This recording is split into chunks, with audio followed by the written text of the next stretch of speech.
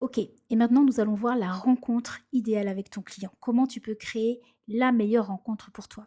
Encore une fois, la vente relationnelle, dans la vente relationnelle, il s'agit de trouver ton propre système. Il s'agit de trouver les éléments qui vont te permettre de développer une relation fiable, saine, de confiance avec ton client. On sort complètement du jeu de je veux vendre quelque chose, je cherche à vendre quelque chose. Oui, on est des entrepreneurs. Oui, tu as des prestations à proposer. Oui, tu as des enjeux financiers, évidemment, dans ton entreprise. Mais tout le jeu de la vente relationnelle, c'est vraiment d'être dans cette posture que j'appelle la posture du cardiologue, qu'on voit dans le cadre de mon accompagnement de manière beaucoup plus approfondie, mais que tu peux voir dès à présent, dès maintenant, dans le cadre de la vente, de la création, de la rencontre avec ton client. Donc, ce que nous allons voir, c'est comment tu vas créer la rencontre qui te ressemble avec ton client idéal.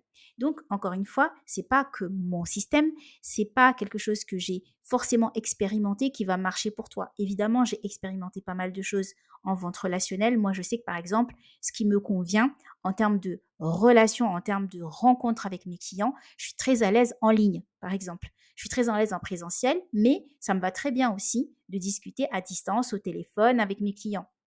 Peut-être que toi, tu préfères le contact physique. Peut-être que pour toi, c'est du local, c'est du présentiel qui va fonctionner. Là, l'idée, ça va être de, encore une fois, aller imaginer la meilleure rencontre pour toi dans ton système en prenant en compte tes paramètres pour pouvoir créer l'environnement idéal de conversation avec ton client.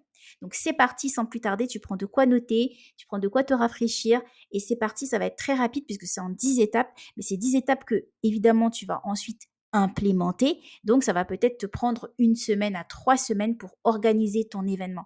Mais ce que je te recommande, c'est que ça ne dépasse pas les 3 semaines. C'est que dès aujourd'hui, tu mettes en action le comment tu vas rencontrer ton client idéal, comment tu vas faire pour créer ce moment où tu vas pouvoir discuter réellement avec tes clients. Et je ne parle pas de poster, par exemple, sur les réseaux et d'avoir des vues et des likes. Je te parle de créer une conversation humaine, authentique, profonde avec ton client. C'est parti.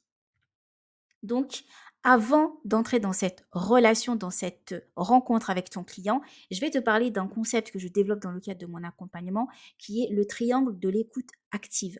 Tu as dû entendre depuis très longtemps peut-être à quel point c'est important dans la vente d'avoir une écoute active. Mais ça veut dire quoi, avoir une écoute active? À quoi tu peux savoir que là, à ce moment précisément, ton écoute est active? Tu vas me dire, ouais, ben, c'est quand je suis là et en fait, je parle pas, j'écoute mon client.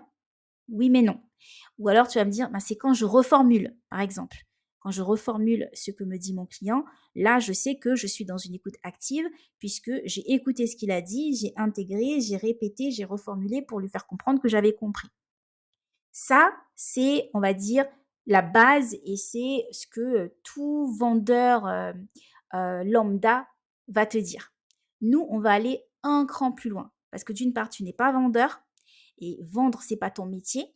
En revanche, tu as une expertise très forte. Tu as un pouvoir de transformation dans ton expertise qui est juste de très haut niveau. Tu sais à quel point tu peux aider les gens. Tu sais à quel point ton client, quand il est entre tes mains, il est entre de bonnes mains. Et nous, ce qu'on veut, c'est que ton client comprenne ça avant même que tu aies ouvert la bouche.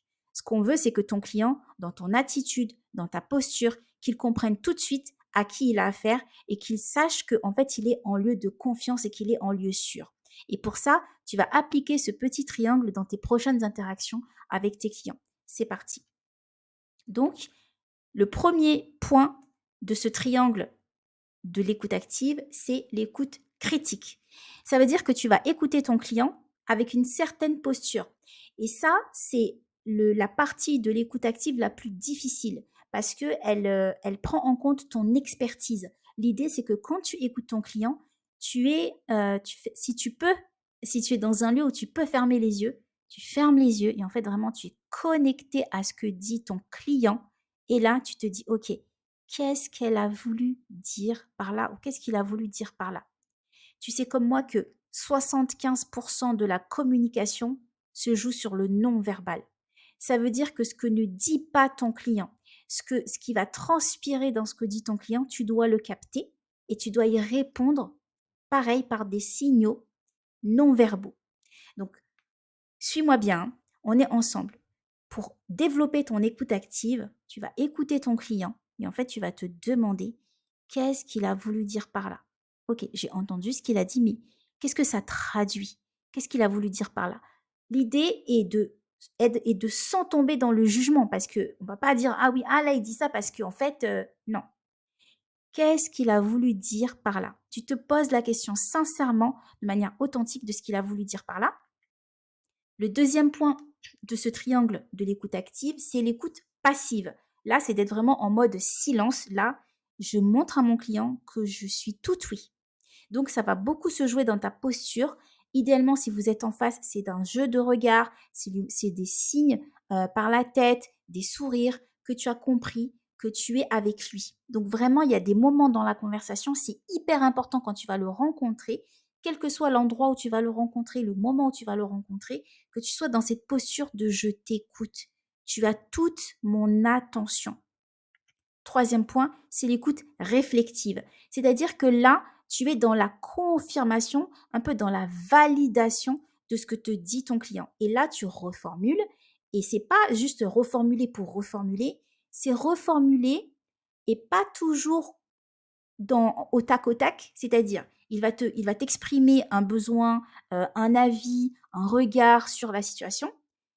L'écoute réflexive, c'est de lui répondre, mais pas tout de suite. C'est-à-dire dans la conversation, à un moment donné, tu vas faire référence à ce qu'il a dit à un autre moment de la conversation. Et ça, c'est le signal que tu envoies de manière non verbale, tout en parlant. C'est le signal que tu envoies que, tac, je t'ai entendu, je t'ai écouté et j'ai bien pris note de ce que tu m'as dit. Regarde, je l'intègre dans notre conversation. Donc si je résume, le triangle de l'écoute active, pour être en phase avec ton client et pour être réellement connecté à ton client, c'est d'une part l'écoute critique. Donc tu écoutes avec une oreille un peu plus critique de par ton expertise, pas dans le jugement, mais vraiment critique sur le besoin, mais en rapport avec ton expertise. Deuxième point, c'est l'écoute passive. Là, c'est les temps de silence, très important. Et ça aussi, c'est difficile parce que c'est pas évident de laisser des blancs, mais c'est ultra puissant de réussir à laisser des blancs dans ta communication avec ton client et dans ta rencontre avec ton client.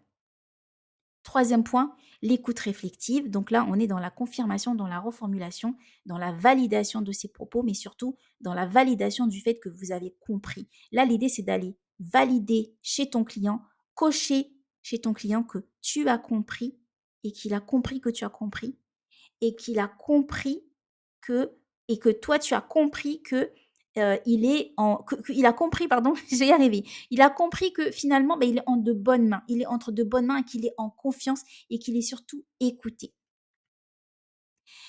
Et donc, maintenant, on va créer la rencontre idéale entre toi et ton client en 10 étapes. La première étape, c'est de créer ton propre système. Encore une fois, là, l'idée, c'est pas d'aller chercher ce que moi je fais, ce que le voisin fait, d'aller essayer de copier, même si ça fonctionne chez lui. Mais ce qui marche chez moi ne va pas forcément marcher chez toi. Et c'est là où, personnellement, je sais que j'apporte quelque chose de différent dans ma méthode. C'est que je ne vais pas te dire, écoute, moi j'ai fait ça de A à Z, alors tu devrais appliquer ça comme ça, parce que c'est que comme ça que ça marche. Pas du tout. Tes paramètres ne sont pas les miens, on n'a pas grandi ensemble, on n'a pas élevé les cochons ensemble, on n'a pas les mêmes paramètres, on n'a pas les mêmes ondes. Et donc forcément, ce qui a marché pour toi, pour moi, ne va peut-être pas forcément marcher pour toi. En revanche, cette méthode ADN, comme je l'appelle, donc ta méthode à toi, ton relationnel à toi, il est ultra puissant et nous, ce qu'on veut, c'est l'activer pour que tu puisses débloquer des ventes. Donc, première chose à faire, c'est d'aller lister. Tu vas faire une liste de toutes les personnes avec lesquelles tu as interagi ces 6 derniers mois, ou même si tu veux depuis le début de ton entrepreneuriat, si ça fait moins de 3 ans que tu es lancé, tu peux aller chercher depuis le début, depuis que tu es lancé, toutes les personnes avec qui il y a eu une vraie interaction, que ce soit qu'elles aient signé ou pas avec toi. Évidemment, tu comptabilises en priorité celles qui ont signé avec toi. Et s'il n'y a pas eu de signature encore parce que tu es au tout début, tu prends par ordre de priorité la liste des personnes qui t'ont vraiment touché dans les interactions que vous avez eues. C'est-à-dire les personnes avec lesquelles tu as senti qu'il s'est passé quelque chose. Donc, tu fais cette liste et ensuite, tu essayes de te reconnecter à ce qui a créé le vrai lien entre vous. Qu'est-ce qui s'est passé entre vous? Quelle a été la connexion entre vous? Et ensuite, tu vas penser à quelque chose que tu aimerais offrir à ces personnes pour recréer le lien. Excuse-moi. Pour recréer le lien avec ces personnes, tu vas réfléchir, qu'est-ce que je peux offrir à cette personne? Et là, on rentre dans normalement un premier frein de ta part. Peut-être que tu vas te dire, oui, mais là, le but pour moi, c'est pas d'offrir des choses. Là, je suis dans une démarche, j'ai absolument besoin de générer des ventes. Je veux absolument vendre quelque chose. Donc là, tu peux pas me demander de donner quelque chose gratuitement. Eh bien si, parce que tu veux que l'univers te rende et donc tu vas commencer par donner. C'est le premier principe de l'intelligence relationnelle et c'est de ça dont on parle aujourd'hui. Donc si tu es ici, si tu suis cette micro-formation, c'est aussi parce que tu es une personne connectée à l'humain. Le seul problème que tu rencontres aujourd'hui, c'est que tu es tellement humain dans ta démarche que tu oublies le business. Et nous, ce qu'on va faire, c'est rééquilibrer tout ça. Donc, tu vas lister les personnes avec lesquelles tu as eu quelque chose. Il s'est passé quelque chose, il y a une vraie connexion qui s'est réalisée. Et ensuite, tu vas créer un événement privilégié pour ces personnes-là. C'est-à-dire, tu vas annoncer que tu crées une rencontre privilégiée. Selon ce que tu as décidé de créer, si tu as décidé de créer une micro-formation comme je le fais ici, si tu as décidé de créer juste une rencontre autour d'un café, si tu as décidé de créer une visio-café, une visio-tisane comme je les appelle aussi, voilà, tu décides de l'événement que tu as envie de créer, tu décides de ce que tu veux leur apporter, et ensuite, tu vas créer ton invitation. Donc, tu vas trouver à quel endroit tu veux le faire. Donc, avant l'invitation, tu vas trouver à quel endroit tu veux le faire. Et ensuite, tu vas décider, OK, c'est en ligne, c'est en présentiel. Si c'est en ligne, c'est en direct sur les réseaux ou au contraire, c'est en petit comité, c'est en privé. Si c'est en présentiel, c'est chez toi, c'est à l'extérieur, c'est dans un resto, c'est dans un coworking, c'est dans une brasserie. Tu trouves le lieu où vraiment tu sais que là, tu es dans ton élément et tu vas proposer ta rencontre. Donc, tu vas les contacter individuellement, ça c'est très important et je vais te donner des templates de structure de messages à utiliser pour pouvoir connecter, oui, les personnes, contacter les personnes de manière individuelle et personnalisée parce que ce qu'on veut ici, on ne va pas chercher de la quantité tout de suite, on va aller chercher de la qualité relationnelle d'abord. Donc, tu vas aller, premièrement, lister les personnes. Deuxièmement, décider d'un événement. Troisièmement, décider de ce que tu veux leur offrir. Quatrièmement, tu vas les contacter. Tu vas prendre contact avec ces personnes et tu vas te souvenir de de la dernière fois que vous avez échangé, de ce qui a vraiment créé le lien entre vous. Et l'idée, ça va être d'aller, eh bien, ressusciter ça, évoquer ça pour que ces personnes puissent se souvenir et reconnecter à toi. Ensuite, tu vas créer un système d'inscription, puisque l'idée, c'est de valider tes inscriptions. Donc, tu vas créer un système d'inscription à ton événement, que ce soit sur Eventbrite, que ce soit juste, ils t'envoient un retour par mail et toi, tu les écris sur un calepin. Tu dis, voilà, il y a un tel qui vient, un tel qui vient. Tu crées un groupe. Tu trouves le système qui te convient pour recueillir tes inscriptions.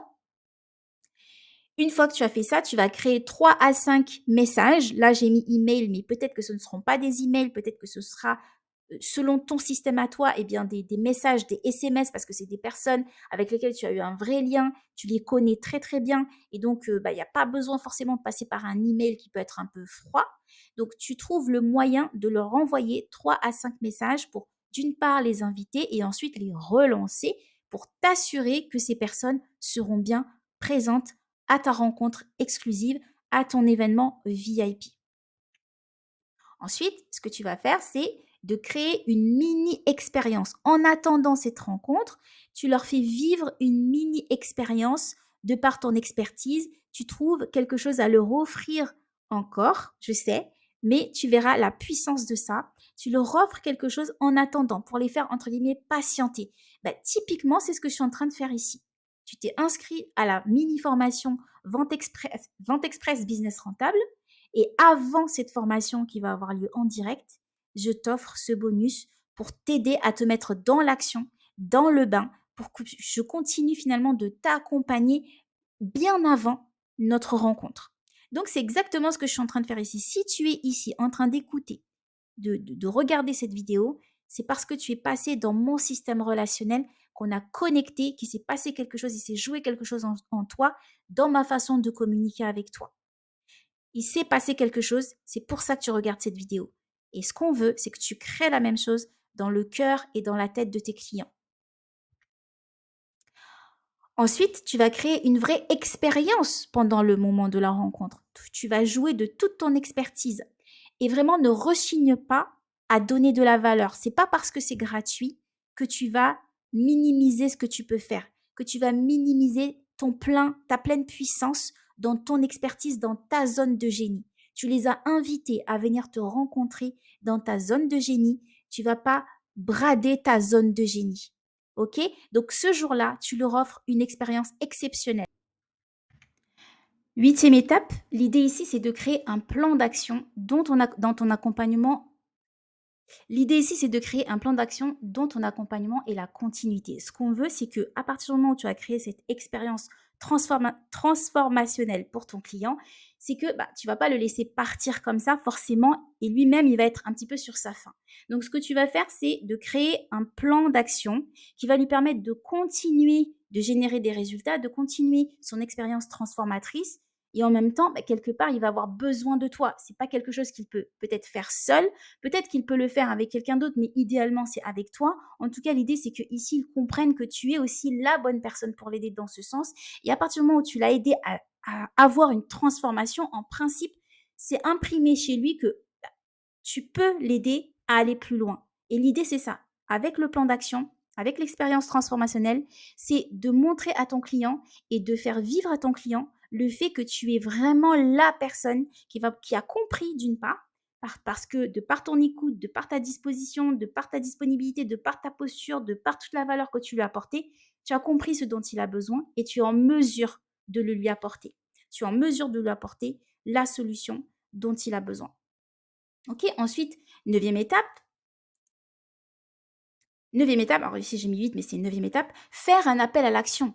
Si tu ne demandes pas, tu ne reçois pas. Donc, tu demandes, tu expliques, tu fais l'appel à l'action, tu expliques toi ta méthode, ton programme, ton coaching, ton accompagnement, tes prestations. Et là, tu expliques ce que tu proposes. Et en principe, si les étapes sont bien suivies, c'est même plus à toi de dire voici ce que je propose. En principe, dans la posture, tu as toujours quelqu'un qui te demande oui, mais toi, tu fais quoi? Mais c'est combien? Mais c'est comment pour travailler avec toi? Comment on fait pour travailler avec toi? Est-ce que tu as des programmes? Est-ce que tu as de la formation? Est-ce que tu as de l'accompagnement? Ça, c'est un signe pour toi que le job est bien complété. Donc, l'idée ici, ça va être, tu vas simplement faire une offre. Tu vas faire une proposition, mais il y a une façon de faire cette proposition. Tu n'es pas en train de vendre quelque chose. Tu expliques la problématique de ton client. Tu montres à ton client que tu as bien compris sa problématique et surtout que tu as une solution. Et la solution, c'est ta méthode. Et la solution, c'est ta méthodologie, c'est ta façon de faire. Je suis en train de te dire littéralement ce que nous allons faire ensemble aujourd'hui. Donc, tu vois, moi, en toute transparence, je sais très bien que si cette micro-formation que tu vas suivre avec moi en direct, si elle répond à tes attentes, si tu as généré des ventes, et c'est l'objectif, si tu vois qu'il y a vraiment quelque chose qui se joue en toi, qui se transforme chez toi dans ton business, je sais très bien qu'on va travailler ensemble. Je veux dire, aujourd'hui, j'ai pas de doute sur le fait que si tu arrives à générer des résultats avec mon accompagnement, tu vas acheter chez moi. On va travailler ensemble. Et c'est même pas un achat, c'est un investissement de ta part et c'est aussi une accélération pour ton business. C'est un cadeau que tu te fais parce que ça fait des années que finalement, ou des mois, ou des semaines, ou en tout cas, ça fait une certaine période qui commence à être longue pour toi, où en fait, ton business, c'est la belle au bois dormant. Et nous, ce qu'on veut, c'est que ton business se réveille. Donc, ici, il n'y a pas de je te fais suivre dans un tunnel de vente et je te fais du teasing et je fais du FOMO, etc. Pas du tout.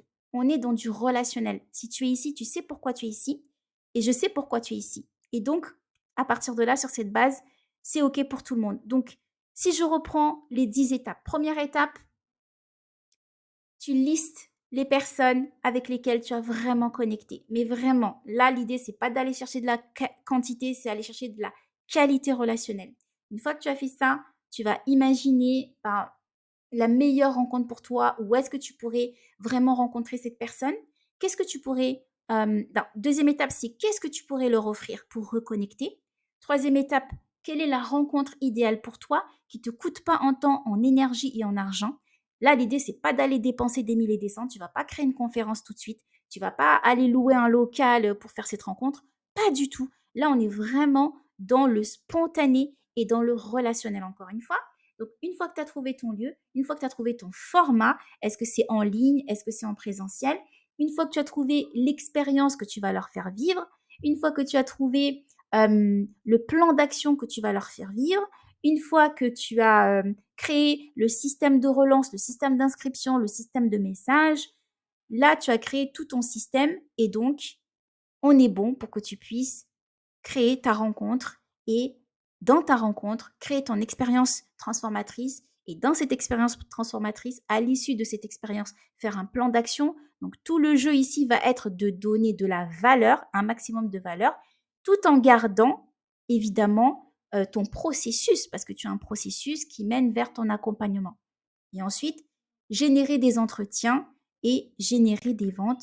Évidemment, là, c'est la boucle est bouclée. Donc là, la 10e étape, ça va être de générer des ventes. Tout simplement, tu vas constater de toi-même à quel point cette méthode est ultra puissante parce que tu crées vraiment de la relation avec les gens. Tu n'es pas dans une démarche de vendre, tu n'es pas dans une démarche de même pas de prospection, surtout sur cette stratégie-là, c'est pas de la prospection. C'est vraiment des renouer avec des personnes avec lesquelles tu as eu un vrai échange.